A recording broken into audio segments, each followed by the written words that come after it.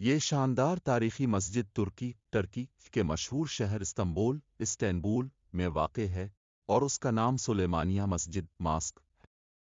یہ سلطنت عثمانیہ کے سنہری دور کی سب سے عظیم نشانیوں میں سے ایک ہے۔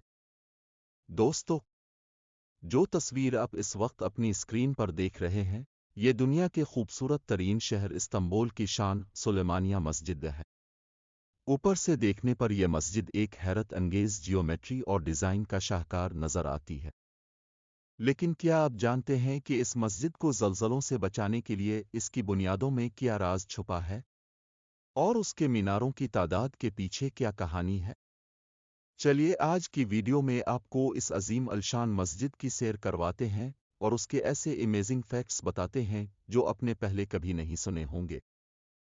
سلیمانیہ مسجد سلطنت عثمانیہ کے سب سے طاقتور اور مشہور بادشاہ سلطان سلیمان عالی شان سلیمان دی میگنیفیسنٹ کے حکم پر بنائی گئی۔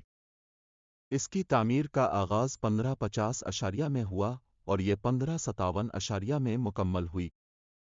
اس مسجد کو تاریخ کے سب سے عظیم مسلم آرکیٹیکٹ معمار سینن نے ڈیزائن کیا تھا۔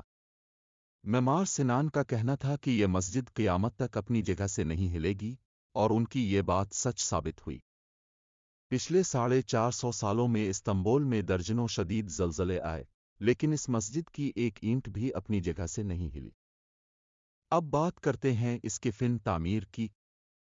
اس مسجد کا مرکزی گنبد 53 میٹر اونچا ہے اور اسے اس طرح ڈیزائن کیا گیا ہے کہ مسجد کے اندر قدم رکھتے ہی انسان ایک وسیع اور پرسکون دنیا میں پہنچ جاتا ہے۔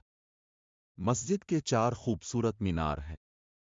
یہ 4 مینار اس بات کی نشانی ہے کہ سلطان سلیمان استنبول کی فتح کے بعد چوتھے عثمانی سلطان تھے۔ ان میناروں میں کل ملا کر 10 بالکنیاں اشرفی کے بنی ہوئی ہیں، جو یہ ظاہر کرتی ہیں کہ سلطان سلیمان عثمانی خاندان کے 10ویں بادشاہ تھے۔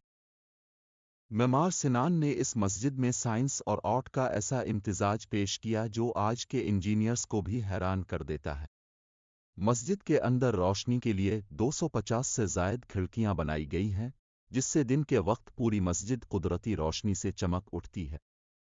اس دور میں جب مائکروفون نہیں ہوتے تھے، معمار سنان نے مسجد کی دیواروں اور گنبد میں خالی مٹی کے گھڑے اس طرح چھپائے کہ امام کی آواز بغیر کسی لاؤڈ اسپیکر کے پوری مسجد میں گونجتی ہے اور آخری صف میں بیٹھے شخص کو بھی صاف سنائی دیتی ہے۔ مسجد کے احاطے میں ایک بہت بڑا کمپلیکس بھی تھا جس میں ہاسپٹل، مدرسہ، لنگر خانہ اور مسافر خانہ شامل تھے۔ آج بھی یہ مسجد استنبول کی تیسری پہاڑی پر واقع ہے، جہاں سے پورے شہر اور سمندر بوسفورس کا دلکش نظارہ نظر آتا ہے۔ مسجد کے عقبی باغ میں سلطان سلیمان اور ان کی ملکہ و خرم سلطان کے مقبرے بھی موجود ہیں۔